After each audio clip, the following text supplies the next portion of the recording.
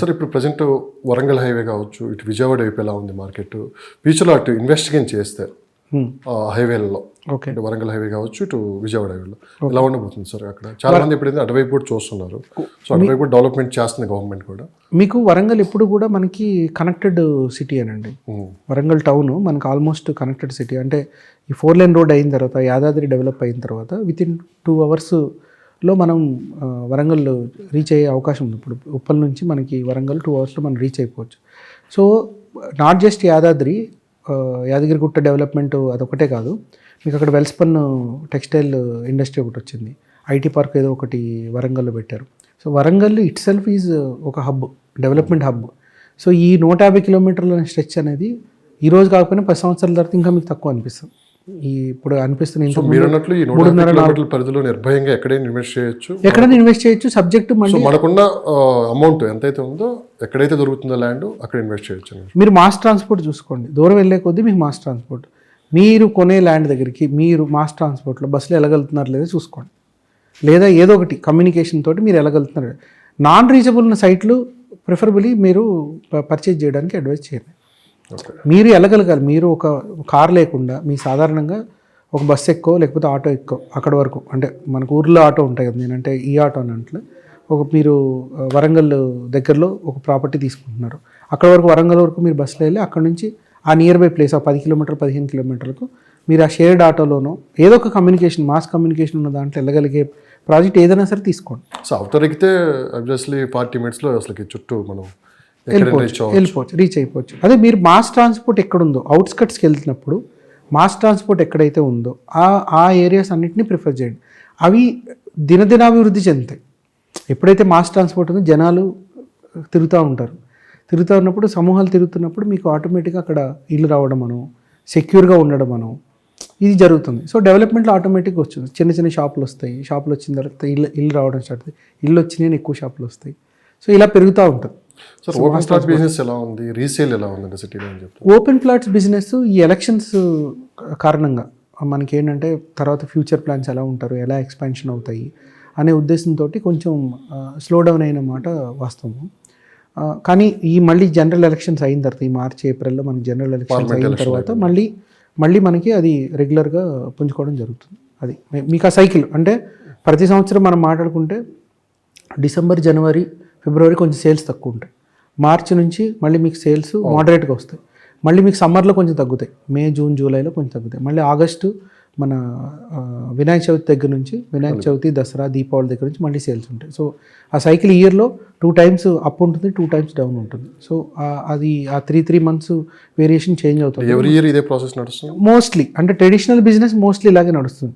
అంటే చాలా వరకు మనకి ఇవేమో ఆషాఢ మాసం కొనొద్దని లేకపోతే రకరకాల, సో ఈ స్ట్రీమ్ ఎప్పుడు జరుగుతూనే ఉంటుంది. సో పండగల టైంలో ఎక్కువ అవుతుంది, దసరా, దీపావళి టైంలో, వినాయక చవితి, దసరా, దీపావళి టైంలో ఎక్కువ సేల్స్ అవుతాయి. అంటే అది ఆస్పిషియస్ టైం అని చెప్పి చూస్తారు, ఆ టైం ఎక్కువ అవుతాయి. డిసెంబర్, జనవరి వచ్చేటప్పటికి మనకి కొంచెం పీడ దినాలు ఉంటాయి, పెద్దల కార్యక్రమాలు అవి ఉంటాయి. సో ఈ 2 హాలిడేస్ ఎక్కువ ఉంటాయి. సో దానివల్ల ఈ రెండు నెలలు కొంచెం తక్కువ ఉంటుంది. రీసేల్ మార్కెట్ ఎలా ఉంది? రీసేల్ మార్కెట్ మీరు ఏ కార్నర్కి వెళ్ళినా, హైదరాబాద్లో ఏ కార్నర్కి వెళ్ళినా, కంప్లీట్ అయిపోయిన అపార్ట్మెంట్లు ఏట్లో కూడా సేల్స్ అవైలబుల్ లేవు. ఆ లాస్ట్ మార్టిగేజ్ ఫ్లాట్లు అంటే గ్రౌండ్ ఫ్లోర్లో, ఫస్ట్ ఫ్లోర్లో ఉన్న ఫ్లాట్లు, లేకపోతే అరకొరగా కొంచెం వాస్తు కొంచెం అటు ఇటు ఇబ్బందిగా ఉన్న ఫ్లాట్లు మిగలడం తప్పితే రెడీ టు మూవ్ ఇన్ ప్రాజెక్టులు ఏవి కూడా అవైలబిలిటీలో లేవు. సో దానివల్ల రెడీ టు మూవ్ ఇన్ ఒకవేళ మీకు ₹1,00,00,000 వస్తే రీసేల్ది 90 lakhsలో వస్తుంది, లేదా 85 lakhsలో వస్తుంది. సో రీసేల్ ఫ్లాట్లు అసలు దొరకట్లేదు. ఓకే. సో ఏదో పర్టికులర్గా ఒక ప్రాజెక్ట్లో ఏదో కన్స్ట్రక్షన్ బాగాలేదు, లేకపోతే ఆ ప్రాపర్టీలో ఆ పర్టికులర్ ఫ్లాట్ కొంచెం వాస్తు ఎగ్నెస్ట్ ఉంది, సౌత్, ఇట్లాంటివి ఏమైనా ఉంటే ఆగాలేమో. కానీ రీసేల్ బిజినెస్ చాలా బాగుంది.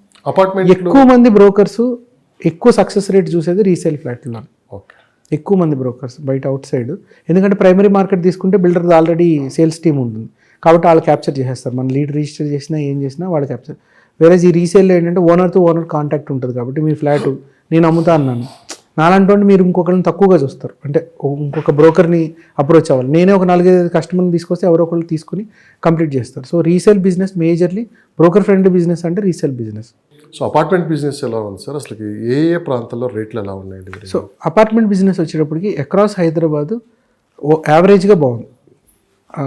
ఇక్కడ తక్కువ ఉంది ఇక్కడ ఎక్కువ ఉందని నేను చెప్పట్లేదు. పర్టికులర్గా మీకు మియాపూర్ నుంచి బాచుపల్లి రోడ్డు బాగా ఎక్కువగా ట్రెండింగ్ ఉంది. ఆల్మోస్ట్ IT 5,500 లోయెస్ట్ ప్రైస్ నుంచి 7,000 రూపీస్ హైయెస్ట్ ప్రైస్ వరకు అక్కడ నడుస్తుంది. మీకు కూకట్పల్లి నుంచి ఇస్నాపూర్ వరకు, లైక్ మళ్ళీ ఇప్పుడు మెట్రో ఎక్స్టెన్షన్ కూడా అక్కడ ప్లాన్ చేశారు కదా, రామచంద్రాపురం మన పటాన్ చెరువు జంక్షన్ వరకు అక్కడ కూడా బాగుంది. దీంట్లో మీకు లోయెస్ట్ రేటు 5,500 నుంచి 6,500 వరకు మీకు కంఫర్టబుల్గా దొరుకుతుంది. ఇప్పుడు మళ్ళీ కొల్లూరు ఈ ఏరియాలో, అంటే ఉస్మాన్ నగర్, తెల్లాపూర్, కొల్లూరు ఈ ఏరియాలో 6,000 నుంచి 7,000, 7,500 వరకు. ఉస్మాన్ నగర్, తెల్లాపూర్ 6,000 నుంచి 7,500 వరకు ఉంది. కొల్లూరు ఏరియాలో 5,500 లోయెస్ట్ ప్రైస్ నుంచి 6,500 వరకు హైయెస్ట్ ప్రైస్గా ఉంది కొల్లూరు ఏరియాలో. ఒక విషయం స్పష్టంగా చెప్పండి, ఇప్పటి వరకు IT ఎంప్లాయీస్ కూకట్పల్లి, మియాపూర్ ఇటు సైడ్ ఎక్కువ చూశారు. అవునండి. ఎందుకు ఇప్పుడు అదంతా అక్కడంతా క్లోజ్ అయిపోయింది, కొత్త ప్రాంతం వైపు చూస్తున్నారు. అవునండి. అంటే ఎటువైపు వాళ్ళు చూస్తున్నారు, ఎటువైపు ఇన్వెస్ట్ చేయడానికి ఎక్కువ ఇష్టపడతారు? అంటే క్లోజ్ అయిపోయిందని నేను చెప్పను సార్. మీకు ఇప్పుడు లక్ష్మణ్ గారు ఈ మన మియాపూరు, బాచుపల్లి వరకు ఇంతకు ముందు వరకు అందరు చాలా పర్చేజ్ చేశారు, కానీ రేట్లు విపరీతంగా పెరిగిపోయాయి. రెంట్లు కూడా బాగా పెరిగిపోయాయి. ఇప్పుడు బాచుపల్లి దగ్గర నుంచి మళ్ళీ అక్కడ మీకు మైసిగండి వరకు మళ్ళీ ఎక్స్పాన్షన్ వచ్చింది. సో బాచుపల్లి నుంచి మైసిగండి వరకు మీకు ఆల్మోస్ట్ 7 నుంచి 10 కిలోమీటర్లు ఉంటుంది. ఈ 7 నుంచి 10 కిలోమీటర్లు మీరు రోడ్ సైడ్ ఒక్క ప్రాజెక్టులో చూస్తున్నారు, లోపలికి ఇంకా ప్రాజెక్టులు వస్తుంది. అవుటర్ రింగ్ రోడ్కి దగ్గర కనెక్టివిటీ అయింది. ఇప్పుడు మీరు చెప్తున్న బియాపూర్, బాచుపల్లి తర్వాత బాచుపల్లి జంక్షన్ నుంచి మొన్నటి వరకు ఎగ్జిట్ ఇవ్వలేదు, ఏది అక్కడ మీర్పేట్ దగ్గర ఇవ్వలేదు, ఇప్పుడు ఇచ్చారు మీర్పేట దగ్గర. సో ఎగ్జిట్ ఇచ్చిన తర్వాత ఇంకా అవుటర్ రింగ్ రోడ్కి యాక్సెస్ పెరగడం వల్ల మళ్ళీ అక్కడ డెవలప్ అయింది. సో లోయెస్ట్ మీకు అక్కడ 6,000 దొరుకుతుంది. స్టాండ్ అలోన్ అపార్ట్మెంట్ కానీ, లేకపోతే ఇప్పుడు స్టార్ట్ అయిన చిన్న గేటెడ్ కమ్యూనిటీ కానీ 6,500 దొరుకుతుంది. సార్ అందరూ ఒకే చోట ఉండటానికి ఇష్టపడుతున్నారా? గతంలో ఎలా అంటే ఇప్పుడు కూకట్పల్లి ఉందనుకోండి, మా చుట్టాలు ఉన్నారు, బంధువులు ఉన్నారు అని చెప్పి అందరూ ఒక చోట ఉండడానికి ఇష్టపడతారు. కానీ ఇప్పుడు పరిస్థితులు మారిపోయాయి, కొంచెం దూరం అయినా పర్లేదు, రోడ్ కనెక్టివిటీ ఉంటే అక్కడ ఉండడానికి ఎక్కువ ఇష్టపడుతున్నారు అని చెప్పి కూడా ఈ మధ్య బాగా ట్రెండ్ అవుతుందని చెప్పి. అంటే మనకి బేసిక్గా ఏమైందంటే ఈ లాస్ట్ 2 ఇయర్స్లో కోవిడ్ టైం నుంచి, కోవిడ్ ముందు, కోవిడ్ తర్వాత, కోవిడ్ టైంలో యాక్చువల్గా మనకి ఇన్ఫ్రాస్ట్రక్చర్ చాలా బాగా డెవలప్ అయిందండి. మీరు చూసుకుంటే కనెక్టివిటీ రోడ్స్, ఇప్పుడు నేను మీ ఆఫీస్కి వచ్చాను, ఇదివరకు ఈ రోడ్ లేదు, ఈ పక్కన రోడ్ లేదు, ఇప్పుడు వచ్చింది, ఈజీగా యాక్సెసిబిలిటీ ఉంది. సో మీరు ఇప్పుడు ఇవాళ ఇక్కడ ఆఫీస్ పెట్టుకున్నా కూడా నేను నా రీచబిలిటీ ఈజ్ 10 minutes. నేను ఇప్పుడు బయలుదేరుతున్నానంటే 10 minutes. రోడ్డుని చూసి ఇక్కడ ఆఫీస్ కూడా పెట్టుకున్నాను. ఇది వరకు అలా లేదు. సో అలాగ మనకి కోవిడ్ టైంలో ఇన్ఫ్రాస్ట్రక్చర్ అనేది బాగా కనెక్టివిటీ పెరిగిపోయింది. ఎన్ని రైల్ ఓవర్ బ్రిడ్జ్లు వచ్చినాయి, ఎన్ని అండర్ పాస్లు వచ్చినాయి, ఎన్ని ఫ్లైఓవర్లు వచ్చినాయి, ఎన్ని చిన్న రోడ్లు పెద్ద రోడ్ల కింద కనెక్టివిటీ పెరిగింది. సో కనెక్టివిటీ ఎంత అయితే పెరిగిందో ట్రాఫిక్ కూడా అంతే పెరిగింది, ఎందుకంటే number of cars, number of 2-wheelers పెరిగిపోయింది. బట్ ఆల్టర్నేట్ రూట్స్ ఎక్కువైపోయింది. ఇప్పుడు ఇది వరకు కూకట్పల్లి నుంచి ఇక్కడ మన హైటెక్ సిటీ నుంచి కూకట్పల్లి వెళ్ళాలంటే ఓన్లీ ఒకటే రోడ్డు, సింగిల్ రోడ్. ఇప్పుడు అది ఫ్లైఓవర్ అయిపోయింది. తర్వాత మళ్ళీ హఫీస్పేట రోడ్ వచ్చింది, బోరబండ దగ్గర ఇంకో ఫ్లైఓవర్ వచ్చింది, ఆ ముందర ఇంకో ఫ్లైఓవర్ వస్తుంది. సో యాక్సెసిబిలిటీ అనేది ఎంత కన్వీనియన్స్ అయిపోయింది. 3 టనల్స్ దగ్గర రోడ్డు ఎక్స్పాన్షన్ చేసేసారు. హైటెక్ సిటీ నుంచి కూకట్పల్లి వరకే చెప్తున్నాను, 3 టనల్స్ దగ్గర రోడ్ ఎక్స్పాన్షన్ చేశారు. సో దీనివల్ల మీరు ఎక్కడున్నారని కాదు, ఎంత టైంలో మీరు రీచ్ అవుతారు అని న్యూ ఫెసిలిటీస్ ఎక్కడ ఉంటే అక్కడికి వెళ్ళిపోవడానికి ట్రై చేస్తున్నాం.